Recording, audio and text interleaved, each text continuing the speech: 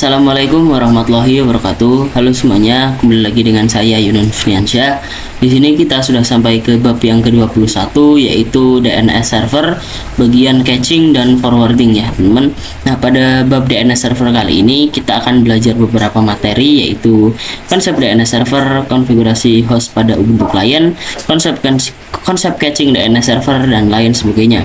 Oke, pada materi yang pertama yaitu konsep DNS server, saya sudah menyiapkan sebuah gambar topologi yang mana gambar ini merupakan gambaran dari DNS server. Nah, DNS itu sendiri merupakan singkatan dari domain name system. Oke, jika sudah, di sini ada dua DNS ya, yang mana DNS server Google yang pertama, seperti yang teman-teman tahu, DNS server Google adalah 8.8.8.8, dan selanjutnya ada DNS dari facebook.com. Nah, dan kedua ini pasti sudah terhubung ke internet ya teman. Nah, misal ketika ini kita gambarkan sebagai komputer kita ingin ping ke facebook.com. Nah, pasti paketnya tidak akan langsung terkirim ke facebook.com, namun paketnya akan request dulu ke DNS server Google, yang mana nanti komputer kita akan merequest IP dari facebook.com. Nah, setelah itu DNS server Google pasti akan memberikan IP dari facebook.com-nya, yaitu 157.240.208.35. Setelah itu baru komputer kita bisa ping ke facebook.com. Namun kita tidak bisa menggunakan facebook.com sebagai untuk nama pingnya. Kita hanya bisa menggunakan IP dari DNS server facebook.com itu sendiri. Kenapa? Karena di sini harus menggunakan yang namanya DNS server ya teman-teman. Mungkin itu saja materi kali ini, kita lanjut ke materi berikutnya. Oke teman-teman, kali ini kita bisa lanjut ke materi berikutnya, yaitu ada konfigurasi host pada Ubuntu client. Oke, di sini kita bisa buka topologinya terlebih dahulu ya. Oke, sebelumnya jika pada sebelumnya kita melakukan remoting access atau SSH ke server 1 Debian, kita menggunakan IP-nya, misal SSH, nama usernya, lalu IP-nya ya teman-teman.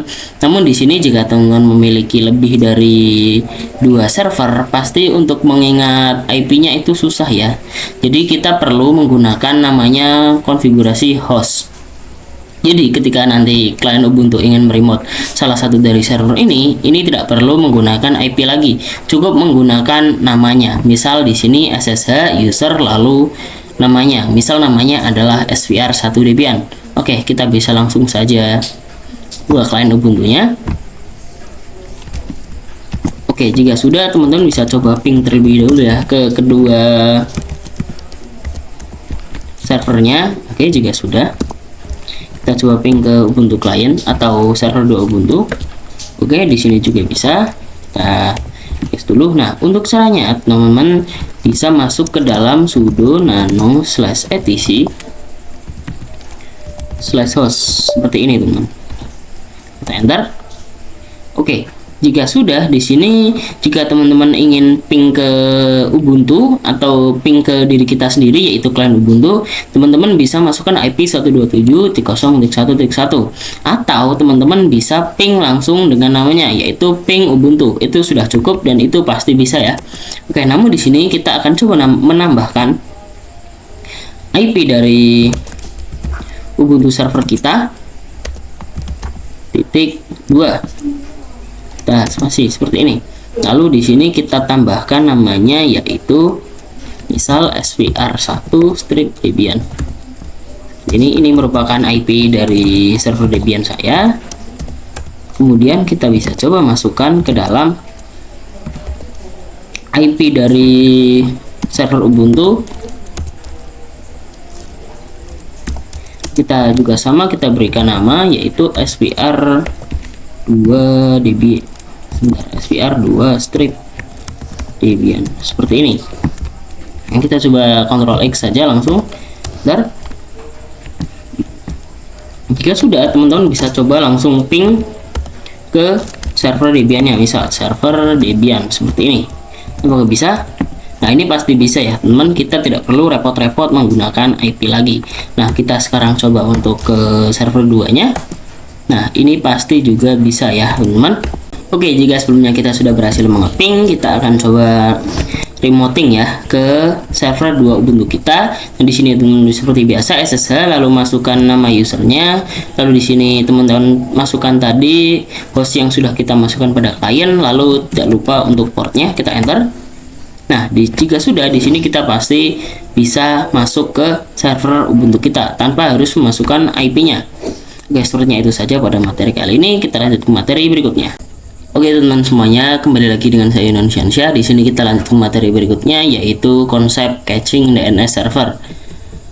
Seperti sebelumnya, di sini juga ada konsep dari caching DNS server yang di sini ada gambarnya ya teman-teman. Yang mana sebelumnya pada materi sebelumnya kita membahas tentang konsep DNS server, yaitu yang mana nantinya komputer kita akan menanyakan, misalnya kita akan coba ping ke facebook.com dan komputer kita akan menanyakan IP dari facebook.com kepada DNS server Google. Oke, namun di sini kita mempunyai lokal DNS server yang mana nanti sebelum kita melakukan request IP facebook.com ke DNS server Google, nanti komputer kita akan menanyakan terlebih dahulu ke dalam lokal DNS server, lalu lokal DNS server baru menanyakan ke DNS server Google. Setelah itu, jika sudah di DNS server Google, DNS server Google akan memberikan IP facebook.com yaitu 157.240.208.35 ke lokal DNS server. Nah, ketika IP-nya sudah ada di lokal DNS server, di sini IP-nya tidak langsung dikirimkan ke komputer kita, namun akan disimpan dulu di cache-nya. Jadi nanti ketika kita akan melakukan ping lagi ke facebook.com, komputer kita tidak perlu menanyakan IP ke DNS server Google, namun cukup hanya menanyakan IP ke lokal DNS server. Nah, ketika sudah ditanyakan dan lokal DNS server akan mengecek apakah ada cache dari IP facebook.com. Nah, ketika ada, pasti nanti lokal DNS server akan memberikan IP dari facebook.com. Oke, setelah itu, maka nanti komputer kita akan bisa melakukan ping ke facebook.com ya teman-teman. Oke, mungkin itu saja materi kali ini. Kita lanjut ke materi berikutnya. Oke teman-teman semuanya, kita lanjut lagi ke materi berikutnya, yaitu ada konfigurasi caching DNS server. Oke, namun di sini saya menggunakan putih untuk mengkonfigurasi cachingnya, dan saya akan menginstal sebuah tools di VM router Debian. Oke, pertama untuk tools yang pertama yaitu teman-teman perlu install yang namanya bin9 seperti ini. Oke, jika sudah, teman-teman bisa masuk ke dalam konfigurasi etc default bin seperti ini ya teman-teman. Oh sebentar, salah.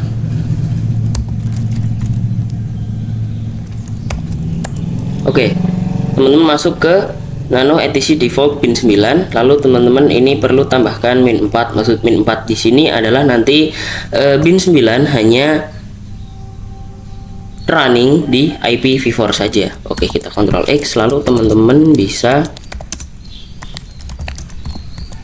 masuk ke dalam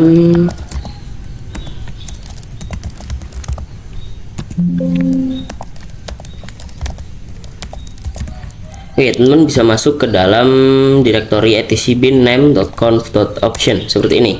Oke, jika sudah, teman-teman di sini di atas option teman-teman perlu menambahkan yang namanya ACL internal strip network seperti ini. Lalu di sini kita bisa kurung kurawal, lalu enter, lalu kita tab. Di sini masukkan network dari klien Ubuntu kita. Nah, di sini networknya adalah 172.16.1.0. Oke, jika sudah, teman-teman bisa tambahkan titik koma di sini. Kita enter lagi, kita spasi, lalu kita kurung kurawal, lalu kita titik koma lagi. Oke, jika sudah, di sini juga kita akan menambahkan recursion ya. Nah, teman-teman bisa tambahkan di sini, lalu di sini teman-teman bisa ketikkan recursion yes titik koma, lalu di sini kalian bisa tab lagi, lalu tambahkan allow strip query. Sebentar, query seperti ini, lalu spasi Kurawal. Nah, di sini kita akan tambahkan internal strip network seperti ini, teman-teman. Network, lalu di sini kita spasi, kita kurung Kurawal lagi, lalu kita titik koma. Oke, di sini jika sudah pada bagian DNS sec validation, teman-teman bisa ganti menjadi yes saja ya. Yes, lalu untuk di atasnya kita juga perlu menambahkan komen lagi. Sebentar, maaf.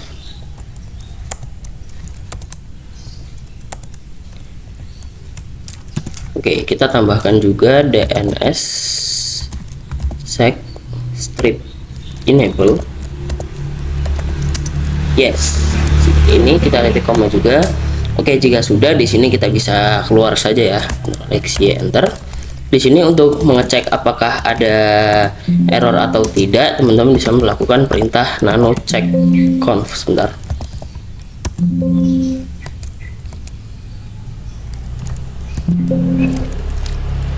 Conf seperti ini. Oke, jika sudah di sini teman-teman bisa lanjut ke materi berikutnya. Teman-teman, kali ini kita lanjut ke materi berikutnya, yaitu ada konsep forwarding DNS server. Oke, jika kita lihat pada topologinya, sebentar. Oke, jika kita lihat pada topologinya, di sini sepertinya hampir sama ya. Di sini sepertinya hampir sama dengan yang caching DNS server. Namun di sini pada DNS forwarding, laptop kita tidak perlu untuk merequest IP ke lokal DNS server. Tapi nanti laptop kita hanya melakukan request langsung ke DNS server Google, yaitu 8.8.8.8. Namun yang memforwardnya adalah lokal DNS server. Itu merupakan hampir sama dengan yang caching DNS server. Yang caching DNS server kan laptop kita merequest IP ke lokal DNS server, lalu lokal DNS server merequest IP ke DNS server Google untuk mendapatkan domain dari facebook.com. Seperti itu, teman-teman. Oke, sepertinya kali itu saja pada materi kali ini. Kita bisa lanjut ke materi berikutnya. Oke, teman-teman, kali ini kita lanjut ke materi yang terakhir, yaitu ada konfigurasi forwarding DNS server. Oke, kita bisa langsung saja ke kliennya. Oke, jika sudah di sini teman-teman bisa masuk ke konfigurasi nano/etc/bin/name.conf.option. Oke, di sini tapi saya berada di server 1 Debian ya. Oke, jika sudah teman-teman bisa enter. Nah, di sini pada bagian forwarders teman-teman bisa keluarkan dari perintah ya. Sudah, yang bawahnya juga. Oke, di sini juga. Di sini teman-teman jika ada merah-merah seperti ini, teman-teman tinggal spasi-spasi saja. Seperti ini, lalu di sini juga kita sebentar. Di sini juga kita ganti menjadi 8.8.8. Seperti ini, lalu di sini kita enter juga, kita tab lagi. Kita berikan 8.8.8.4 seperti ini, kita titik koma juga. Oke, jika sudah di sini pada bagian bawah dari kurung Kurawalnya teman-teman bisa menambahkan forward only ya, forward only. Oke, seperti ini. Jika sudah, teman-teman bisa langsung keluar. Nah, ini maksudnya adalah nanti jika laptop kita akan merequest IP, langsung diarahkan ke DNS server Google. Hanya saja yang memforwardnya tetap lokal DNS server. Oke, mungkin itu saja pada materi bab DNS server kali ini. Kurang lebihnya maaf dari saya jika banyak kesalahan. Wassalamualaikum warahmatullahi wabarakatuh.